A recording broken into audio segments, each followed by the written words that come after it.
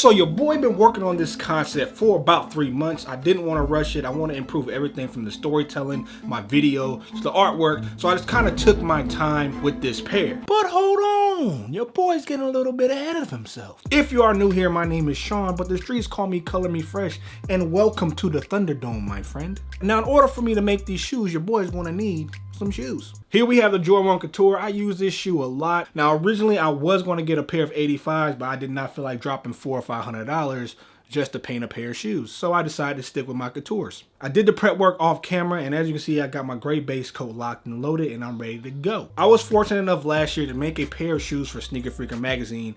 The shoe I made featured the character Kenshin. Now, why does Kenshin and Sneaker Freaker matter? Because in this video, I'm doing Kenshin's best friend today, and he goes by the name of Benji. Benji and Kenshin run a group called the Kimuse.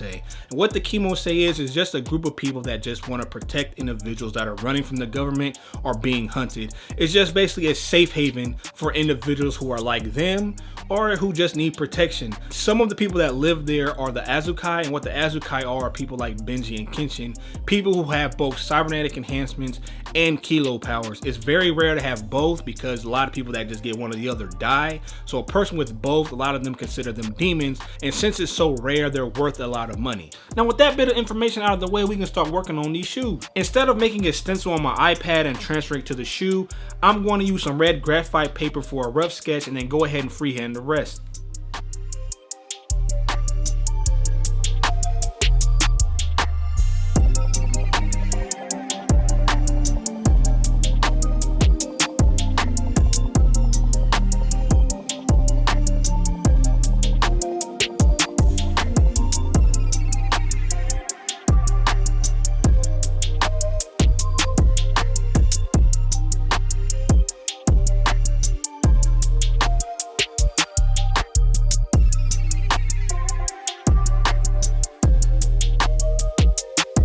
Now with the sketching done, I'm going to go ahead and put some masking tape on the character, and from there I'm going to put the white on the inside for the manga paneling, and then I'm going to start putting on the base coats of the shoe.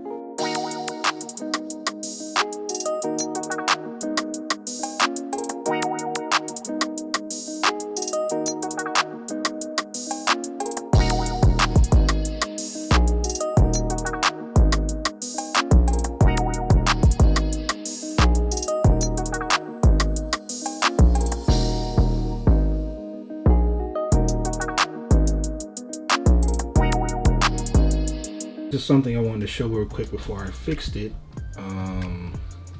For some reason, like, I don't know why, but that's like the same paint, but if I just put it on, it was like lighter, and then the more I painted it on, it changed the color. So I've never had that happen before. You know, it's mixed paint. I don't know if it's like the date of the paint. I don't know. I've never had it happen before, but this is actually the same color. It's just, if I want to achieve this color, I have to just keep painting it. And I don't mean with layers, I mean like just smear it around, and then it'll change from this light color to that color. It's weird. I'm gonna fix it real quick. Now, growing up, Benji never really experienced love. His family didn't have a lot of money, and because of that, his parents ended up selling him to a pharmaceutical company. The scientists tested drugs and cybernetics on him, and that's how he got his abilities. The hatred and the rage Benji had towards his parents and just those scientists in general is kind of what helped him escape and survive, and also kill his parents. He thought killing his parents would make him feel a little bit better, but after he killed his parents, he realized he felt more alone now than he did before. Feeling lost, he began to pray. And of course, right away, he didn't get an answer. Some time passed and he got into some trouble and was left for dead. Still being young, he hadn't mastered his abilities. That's when OG Yin and Kenshin found him, and Yin raised them both as his own. Now, that act of kindness kind of changed Benji's mindset and outlook on life. So from that point on, he started focusing more so on the positives in people instead of the negative. All life to Benji now is precious, which is why he only kills if he has to. Now, the next thing I think I'm gonna start is a swoosh. I normally wait to do the swoosh last, kind of next to the laces, but for some odd reason, I want to break from the shoe itself. So yeah, I'm gonna get started on the swoosh.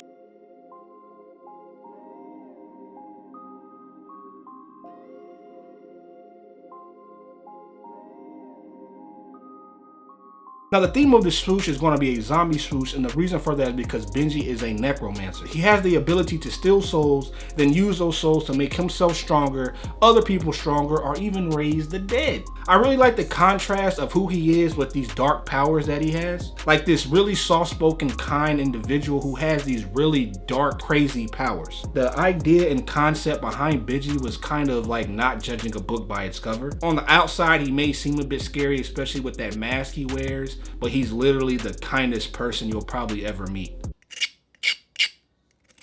So now what I'm going to do is I'm going to cut these vents in the shoe. What this bunny is, this is where Benji stores all the souls that he takes.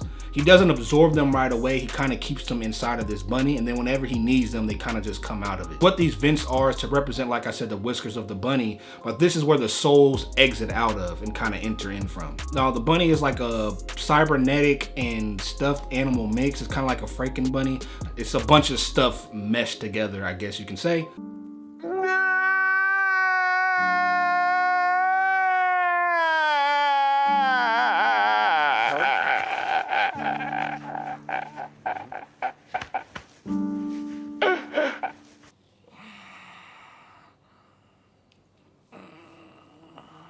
Oh, I'm gonna have to pivot, man. Yep, gonna have to pivot.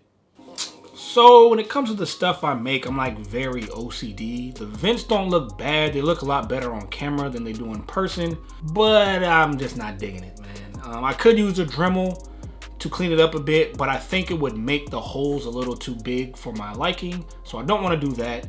So the only alternative is I'm gonna use these bits of pieces that I cut out of leather to cover these vents, make new vents out of these, and kind of make the shoe look more metal and robotic than fur. So yeah, Omaha, man, audible. Happens.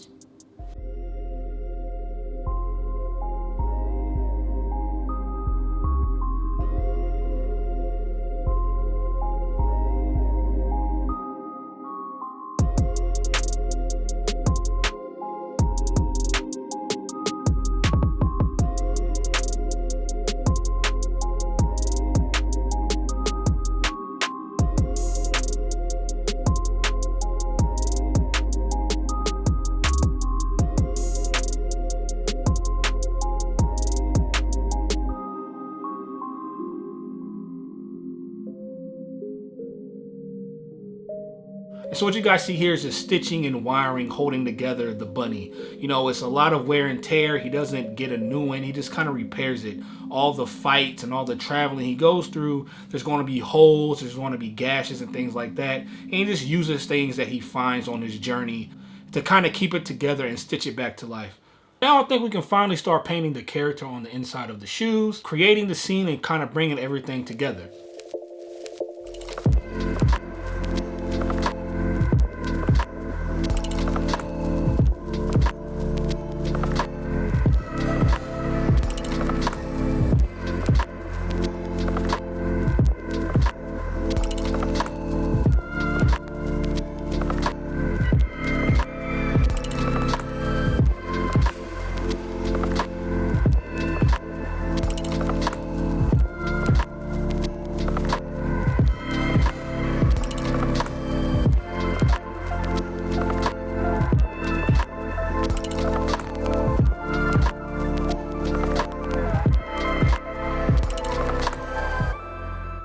Now the scene that I kind of wanted to depict was more so showing that peaceful side of Benji. So the whole idea was on his way to like a village to maybe give somebody some medicine or just check on the people that live there. He has to walk through some grassy area and he normally stops at this shrine that he prays at.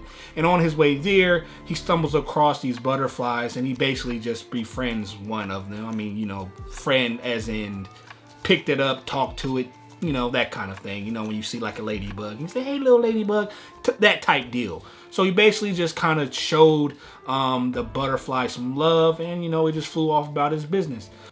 Yeah, man, we almost there, baby, home stretch. Now what I'm going to do is a tongue tag. I didn't want to do the normal rectangle tongue tag. I was kind of debating on what idea I wanted to go with, and this is kind of what I landed on. So yeah. Now for the tongue tag, I originally was going to put his mask on it for the significance of his mask. And I'm saying that because the mask he wears was the same mask he wore when he was younger, when he was busy killing people. Only difference is now he cut the horns off. And that was kind of like him saying he's no longer that monster. You know, he removed the horns, he's been redeemed. He's this new person.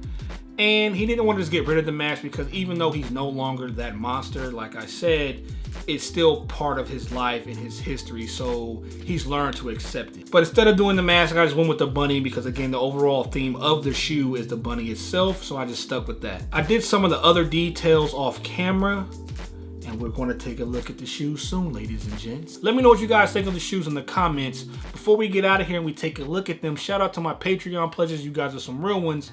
Until next video, guys and gals, remember everything deserves a little color.